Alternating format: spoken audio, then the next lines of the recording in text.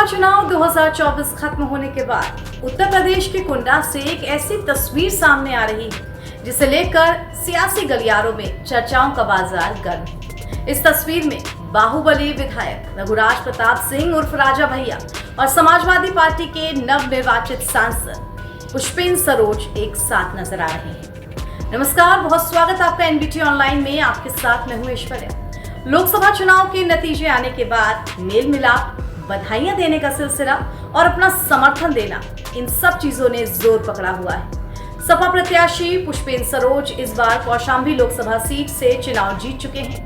कहा जा रहा है कि राजा भैया के समर्थक सपा के साथ थे, इसीलिए पुष्पेंद्र सरोज ने एक बड़ी जीत दर्ज की और अब इसी का धन्यवाद देने के लिए वो सीधे उनके महल पहुंच गए। खबर है कि राजा भैया और पुष्पेंद्र सरोज के बीच करीब आधे घंटे तक बातचीत हुई। इस मुलाकात की फोटो सोशल मीडिया पर काफी वायरल हो रही है। इस फोटो को जनसत्ता दल के सोशल मीडिया हैंडल पेज से भी शेयर किया गया है और कैप्शन में लिखा गया है, आज राजभवन में बेती में जनसत्ता दल के राष्ट्रीय अध्यक्ष माननीय राजा भैया से शिष्टाचार भेंट करने पहुंचे कौशाम्बी लोकसभा क्षेत्र के नवनिर्वाचित सांसद पुष्पेंद्र सरोज। इस तस्वीर के बाद काफी हद तक ये बात भी साफ हो गई है कि राजा भैया अब किसे अपना समर्थन दे रहे हैं। इस तस्वीर के वायरल होने के बाद कई तरह की सियासी अटकलें जो इससे पहले लग रही थी उन पर विराम लग चुका है। इस तस्वीर में कुंडा के विधायक राजा भैया के साथ समाजवादी पार्टी के सांसद पुष्पेंद्र सरोज नजर आ रहे हैं। बता दें कि पुष्पेंद्र सरोज ने इस बार कौशाम्बी सीट से लोकसभा चुनाव जीता है।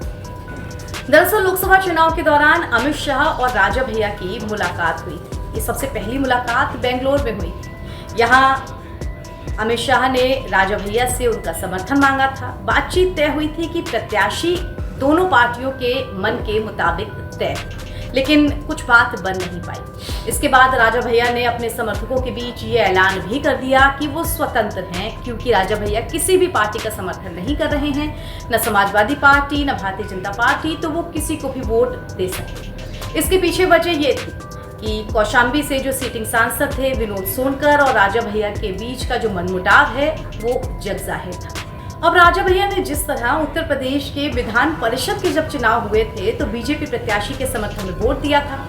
साथ ही राम मंदिर के कार्यक्रम में भी वो बहुत एक्टिव नजर आए थे। इसके बदले में उन्हें उम्मीद थी कि बीजेपी कौशाम्बी में प्रत्याशी उनकी पसंद का ही उतारेगी, मगर बीजेपी ने एक बार फिर से अपने सिटिंग सांसद विनोद सोनकर को ही रिपीट कर दिया और इसी के चलते राजा भैया की पार्टी और बीजेपी के बीच बात बन नहीं पाई। ऊपर से चुनाव से ठीक पहले राजा भैया ने ये बयान भी दे दिया कि क्षेत्र में बीजेपी प्रत्याशी के लिए एंटी इनकम्बेंसी है।